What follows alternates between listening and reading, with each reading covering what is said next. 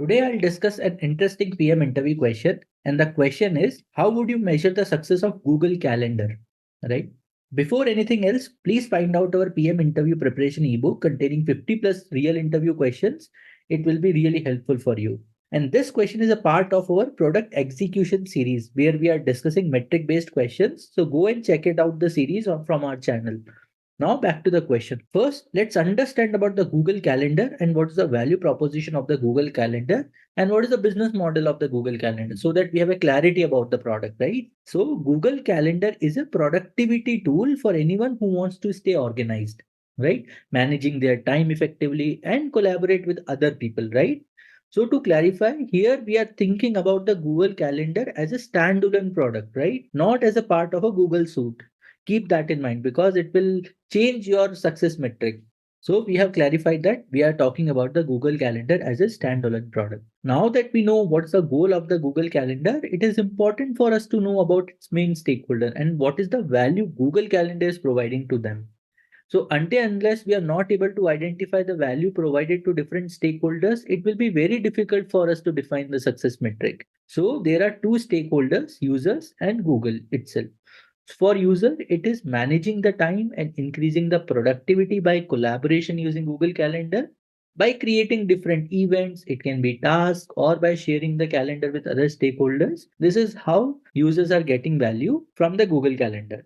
For Google, it is able to provide value to users so that users can convert into Google Suite. So Google Calendar is basically increasing the value of overall Google Suite by providing this value. Hence, it is increasing the chances of getting the revenue from new users also because they can buy Google Suite. So these are the value that are provided to different stakeholders. So what is the intersection of the value? What's one thing that is of interest of all the stakeholders, be it users or Google? It is time management and collaboration. And how do we do it? We do it by using event and tasks from the Google Calendar. Also, from now onwards, we will use events as a single entity for everything in the Google Calendar, right? Because there are event, tasks, sharing, everything else, but we will be using events as a single entity of all the things we can do in Google Calendar. Managing events for time and collaboration is something which all stakeholders will care about, right? That is the core value of Google Calendar. So, what do you think the North Star metric should be? The North Star metric should be number of successful events managed per day, right? Mark this word successful and manage. Manage isn't like add or modify. So, how do we define successful here? So, for this, we need to take a proxy. When you schedule a meeting or event, if at least 50% or 60% of the stakeholder accept that meeting, that would be a proxy of successful event. Why am I saying so? Because we don't know whether that meeting has happened or not. We don't know our Google Calendar is able to provide a good value in terms of time management or in terms of conflict resolution. That is where we can take a proxy of 50% or 60% acceptance of the other users. So for all the event with at least 50 or 60% acceptance will be a successful event for us. So that is where the North Star metric will be successful events managed per day. So this is our North Star metric, right? But we need to break it down into different L0 metric, which will be the lever of this North Star metric. These lever will help you to come up with some L1 metrics, which are very important for you. The North Star metric can be broken down into daily active users, multiply by session per users, multiply by events created per session, like successful event created per session. Now, if we see the first term, it will tell you the acquisition side of thing. The second term will tell you the engagement side of thing. And the final term will tell you the engagement or let's say completion kind of a thing, right? So this will define the success of Google Calendar. Uptick in all of these lever will move your needle of the North Star metric, right? Once we have identified the L0 metric as a lever of North Star metric, let's break down the L0 metric further into L1 metrics.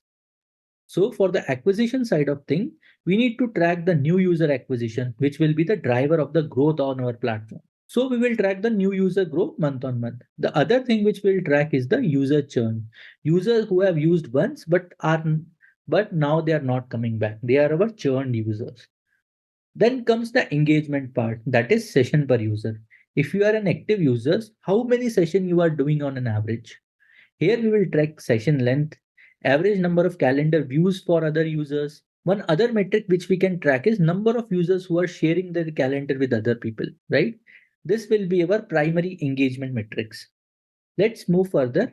For the completion aspect, we will see some of the L1 metric. The metric would be event cancellation rate, event deletion rate, or we will also track the average number of users collaborated per event. Some other metric we can track is percentage event with proper description or the attachment. Right? This can be now some of our engagement metrics. Now let's see some of the counter metrics to check. That will be error reporting rate. What is the error that is getting reported? It can be text side error or some other feature kind of error. The other can be reviews with, let's say, 1-star rating or number of detractor if we are measuring NPS. So this will be our counter metrics. Hope you are able to get these metrics for the Google Calendar. Now there is a metric evaluation question for you. Please answer the question in the comment section. Suppose number of events per session is going down, but the number of users per event is going up. What is happening here? Give me at least 3 hypotheses for this question. This is your homework question. I hope you have learned something new from this video. I will meet you into the next one. Till then, keep learning and keep watching.